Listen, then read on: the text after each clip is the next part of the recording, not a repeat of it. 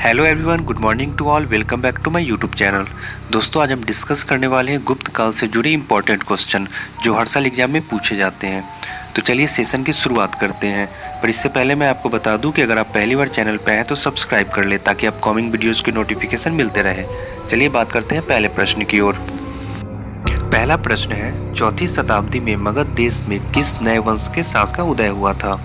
ए मौर्य वंश, बी गुप्त वंश, सी गुलाम वंश, डी लोधी वंश।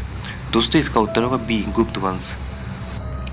दोस्तों, मौर्य काल के बाद गुप्त काल को भी भारतीय इतिहास का स्वर्णिम युग माना गया है। गुप्त वंश की जानकारी वायु पुराण से प्राप्त होती है। गुप्त काल की राजकीय भाषा संस्कृत थी। यह भी माना जाता है कि दशमलव प्रणाली की शुरुआत गुप्त काल में ही हुई थी। चलते हैं दोस्तों दूसरे नंबर प्रश्न की ओर। गुप्त वंश का संस्थापक कौन था? ए श्रीगुप्त, बी विजयालय, सी चंद्रगुप्त मौर्य, डी उपगुप्त। दोस्तों, इसका उत्तर होगा ए श्रीगुप्त। दोस्तों, गुप्त वंश का संस्थापक श्रीगुप्त था, जिसका शासनकाल 240 से 280 ईस्वी था। श्रीगुप्त के बाद उसका पुत्र घटोत्कच शासक बना। इस वंश का प्रथम प्रतापी राजा चंद्रगुप्त प्रथम था, जिसने एक विशाल साम्राज्य की स्थापना की। चलते दोस्तों तीसरे नंबर प्रश्न की ओर। श्रीगुप्त ने कौन सी उपाधि धारण की? ए महाराजा, बी सम्राट, सी राजा, डी विक्रमादित्य। दोस्तों, इसका उत्तर होगा ए महाराजा। श्रीगुप्त ने महाराजा की उपाधि धारण की। चलते दोस्तों चौथे नंबर प्रश्न की ओर। श्रीगुप्त का उत्तराधिकारी कौन था? ए उपगुप्त, बी चंद्रगुप्त, सी घटोत्कच, डी समुद्रगुप्त।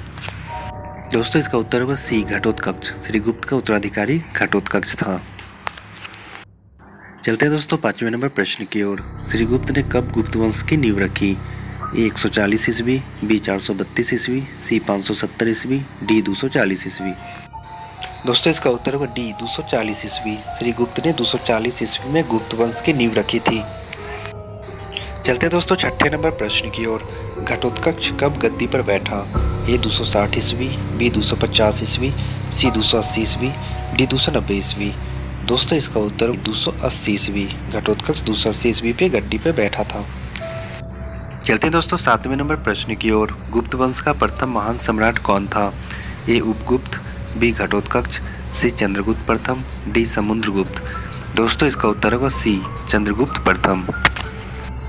दोस्तों, चंद्रगुप्त प्रथम गुप्त वंश का एक राजा था जिसने उत्तरी भारत में शासन किया था। उनकी उपाधि महाराजा धीराज से पता चलता है कि वह राजवंश के पहला सम्राट थे।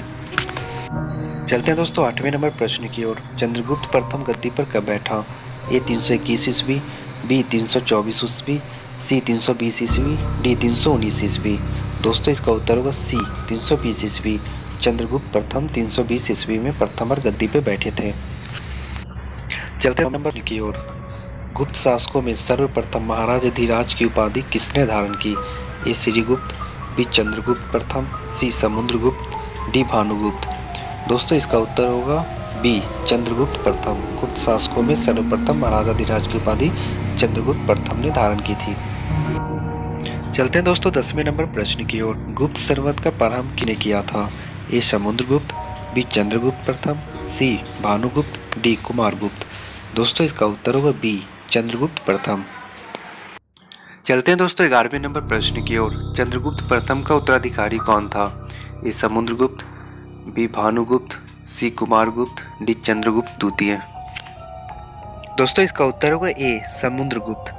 दोस्तों, समुद्रगुप्त गुप्त राजवंश के चौथे राजा और चंद्रगुप्त प्रथम के उत्तराधिकारी थे एवं पाटलिपुत्र उनके साम्राज्य की राजधानी थी। वे वैश्विक इतिहास में सबसे बड़े और सफल सेनानायक एवं सम्राट माने जाते हैं। चलते हैं दोस्तों 12वें नंबर प्रश्न की ओर। समुद्रगुप्त गद्दी पर कब बैठा था?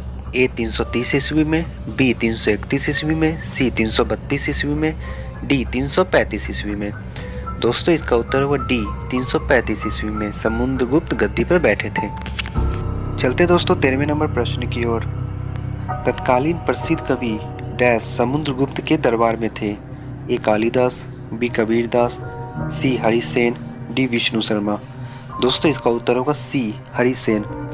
दोस्तों, हरिसेन चौथी शताब्दी के संस्कृत कवि और मंत्री थे। वे समुद्रगुप्त की राजसभा के एक महत्वपूर्ण सभापति थे। चलते हैं दोस्तों 14वें नंबर प्रश्न की ओर। भारत का नेपोलियन डैश शासक को कहा जाता है? ए चंद्रगुप्त प्रथम, बी चंद्रगुप्त द्वितीय, सी समुद्रगुप्त, डी कुमारगुप्त। दोस्तों इसका उत्तर होगा सी समुद्रगुप्त। भारत का नेपोलियन समुद्रगुप्त को कहा जाता है। चलते हैं दोस्तों 15वें नंबर क्वेश्चन की ओर। प्रशस्ति लेख के रचनाकार कौन है? ए कुमारगुप्त, बी हरिसेन, सी समुद्रगुप्त, डी भूमिकर। दोस्तों इसका उत्तर होगा बी हरिसेन। प्रशस्ति लेख के लेखक हरिसेन है। चलते हैं दोस्तों 16वें नंबर प्रश्न की ओर। वास्तु का प्रारंभ किस वंश ने की? ए मौर्यकाल, बी गुप्तकाल, सी ब्राह्मणी काल, डी नंदकाल। दोस्तों इसका उत्तर होगा बी गुप्तकाल। मंदिर वास्तुकला का प्रारंभ गुप्तकाल वंश ने की थी। चलते हैं दोस्तों 17वें नंबर प्रश्न की ओर। गुप्तकालीन चित्रकला की उत्कृष्टता का प्रमाण कहाँ विद्यमान है? ए नालंदा, बी अजंता, सी खजुराहो, डी इनमें से कोई नहीं। दोस्तों इसका उत्तर होगा बी अजंता। चलते दोस्तों 18वें नंबर प्रश्न की ओर। चंद्रगुप्त द्वितीय के दरबार में एक प्रसिद्ध चीनी डैश आया था।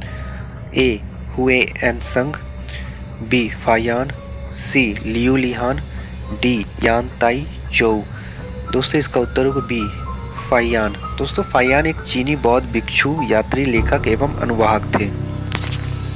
चलते दोस्तों 19वें नंबर प्रश्न की ओर। फायान को हिंदी अर्थ क्या होता है? ए विदेशी यात्री, बी देवदूत, सी राजदूत, डी धर्म का आचार्य। तो दोस्तों फायान का हिंदी अर्थ होता है डी धर्म का आचार्य।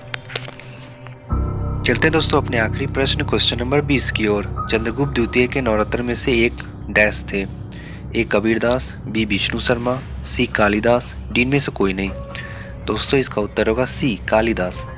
दोस्तों कालिदास 3री-4वीं शताब्दी में गुप्त साम्राज्य के संस्कृत भाषा के महान कवि और नाटककार थे। उन्होंने भारत की पौराणिक कथाओं और दर्शन के आधार बनाकर रचनाएं की और उनकी रचनाओं में भारतीय जीवन और दर्शन के विविध रूप और मूल तत्व निरूपित है।